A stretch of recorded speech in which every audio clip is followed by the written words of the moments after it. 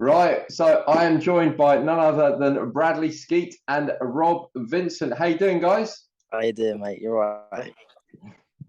Well, listen, it's been a while since I've spoken to Bradley. I've got to just bring up like a couple of sort of anecdotes here. So I remember interviewing Bradley for Daily Sport back in around 2011, and one of the questions I asked him back then was, "Tell us something about yourself that not many people know." And he told me that he has his eyebrows threaded. So I think, Rob, it is only just that you tell us something about yourself that not many people know. All right. Well, I'm a semi-pro golfer. Oh, okay, So right. that's why. Sorry. That's brilliant, right? So that you got good eye to hand coordination then. Yes. Good, right, brilliant. Well, at least you're doing a sport where Brad doesn't have to worry about you mashing up your hands, you know. So, but I'm going to mention a quick story here about the last time I saw. Well, I've seen Bradley quite a few times, but an opportune moment for the listeners and viewers here to not know something about Bradley. In 2012, he fought against Pete McDonough at the York Hall, and I was there ringside covering for Daily Sport. And then about 3 hours later, I got on a plane and headed off to Tenerife for a holiday. And so anyway, basically, as I'm waiting in the queue, it's about 6 a.m. in Tenerife, and there's a queue of people in front, and I notice a baseball cap back to front, and I see this big S at the back, and I'm thinking that don't half look like the delivery that Bradley Skeete has on his t-shirts now. But I thought, well, he's not going to be here. He's only been in the ring like 4 hours ago. Anyway, I see the guy at passport control sort of motioning to this guy with the cap on. Can you take your glasses off, please? And the guy in front takes his glasses off, and there's this look like the eyes coming out of the passport controls guy's head, looking like this at his face. And it was Bradley, and his eyes were all puffed out like this, and he scared the passport guy. So Bradley then got his professional boxer's license out, explained, just been in a fight, and that was it. So anyway, here we go, 10 years later, and we have a double debut. So Rob, your professional debut, and Brad, it's your professional debut. So I say we're going to go in a second there, Rob, to just explain that properly in terms of your date, etc. But Brad, it's your first fight as a professional boxing coach, I believe. Yeah, that sure is. Obviously retired from boxing myself now, but I was always going to be around boxing. Do you know what I mean? That's all I know. That's all I've done. And I think it's only right that I pass on what I've done. Do you know what I mean? And that's working with Rob. He's young. He's hungry. He's fresh. Fresh out the amateurs, and it's like a great opportunity to work with Rob and pass on what I can to him, and hopefully he goes on and achieves what I've done. Fantastic. Well, listen, Rob, you've got your debut on the 29th of October at the York Hall, subject to the board giving you your full license. So we need to know a little bit more about you. I believe you're only 18. Yeah, 19 December. Wow. Okay, what's your height? I'm 5'10". Just hit 5'10". But I mean, at full welterweight, I mean, I'm built comfortably for it, so that's another positive thing, and I'm confident in the weight, if not. Yeah. So you're a tall welterweight, and you needed to get tutored by a tall welterweight. I mean, that's a great, that's a great match. You're not going to find anyone better than someone who gave us. I couldn't ask for better, honestly. What was that? I couldn't ask for a better trainer. Yeah. Now, for a second, I heard the word better, and I thought you said I'm going to be better. I thought, that's that. It's no harm in spicing it up between you guys, So I mean, listen, he was in the game for 11 years. He won everything apart from a world title at welterweight. What has he been teaching you in the gym at the moment? That's only because Jeff Horn swerved me. That's it. Jeff Horn did give him the swerve. We all remember that. If you look it up on Google, Brad could have had his chance there, but he went for the honey pot of money instead. But Bradley could have easily had that title. So Rob, sorry, you were saying? Sorry, repeat the question. Sorry, what did you say? Yeah. So what's Bradley Skeete been teaching you in the gym? Bradley Skeete, he's phenomenal. He's been teaching me things and showing me things that I've never seen in my life, and it's made a big impact on me, because even in my sparring, I'm taking it in and I'm using it, and that, I mean I was confident to start, but now I'm 10 times more confident what he's been showing me, and fitness wise, and he's put himself out for me, and I respect it a lot. How exactly did you guys hook up? Pardon? How did you guys hook up?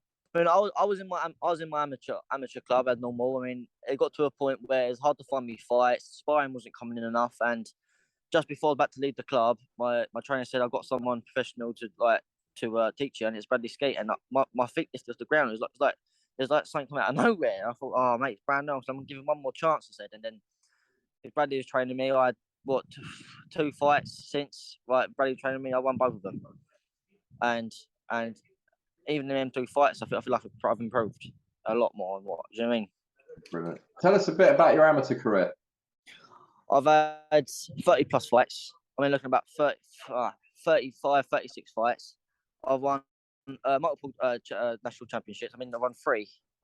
I had a chance to fight for England in the 3 nations, but I've had the personal circumstances. I had to pull out of it, but that would have been a good chance, to be honest. And I mean, I've had a good run of it, a very good run, and I'm looking forward to see what I've got in the program. Brilliant. So you're entering the program with the nickname of the Outlaw. Who gave you that? Yeah. I mean, I gave myself that because it was quick thinking, and I think it suited me figure. Yeah. Because I kind of want to go there and take out the people, but like you know, as the story goes back, the Outlaw takes out the good and that. If you know what I mean. So yeah. I'm being a role to it. Is there anyone else in your family that's boxed at all, Rob? My brother boxed. He won the Golden Gloves twice off the trot, but women got involved, and he jacked it. But I looked up to him. Brilliant. So, who's the toughest person you've shared a ring with so far, apart from Bradley Skeete, obviously? Oh, do you know what? The toughest person I've shared the ring with is this. Oh, how can I say? I've got the fella's name, but he was. I was only 17, and the fella was Southern Area champion. I can't remember his name. What's his name? I can't remember. I've had a hard spar recently with what's his name? Alex Bellingham. He's been my toughest spar, to be honest, and he gave me a lesson, a good lesson to take in consideration. Brilliant. So Bradley, you know, you've had a very decorated career. Here you are with a protege, tall, welterweight. What exactly has impressed you about Rob so far? With Rob, he's got a very good boxing brain, and that's what I like. Do you know what I mean? I like that. That's what I had. His movement is spot on, and he's a southpaw, so he's nice and tricky with it. And I explained to him, I'm not going to take away anything he's got. Do you know what I mean? I'm just going to add to it, and just not slow him down, because I don't want him to lose what he's got. His speed, his sharpness, his head movement is unreal. So we're just building on that, and but he's just got a longer time to process it in the pros, the longer rounds, and obviously the 3 minutes. And he's young, he's not really experienced that yet as the amateurs. But listen, in an ideal world, I said to him, and I'll be truthful, I spoke to Richard, his manager. I said I would have liked him to have another year, but it just wasn't getting the fights. And in that year, I thought he could be waiting around and doing nothing, or I could have him in the gym and we could just take things slow and get going. He'll get the right fights, and he'll get stepped up when he needs to get stepped up. But yeah, I'm really impressed with his boxing brain and his movement, and that's all we're going to keep working on now. We had a spar last week, and I told him, but I didn't want him really to throw in these shots, just sharp counters, and he listened. He took that in and he listened, and that's what impressed me. Like, listen, it's going to be a long process and a long journey, but if he keeps listening and he's doing what I tell him to do, he's going to have a good career. That's really encouraging to hear. I remember when I was, was chatting to you in your early days, 2011, 12, and Sometimes you'd say to me, yeah, you know, call me up at 8:30 and in the evening I'm, you know, going to be finishing off a run.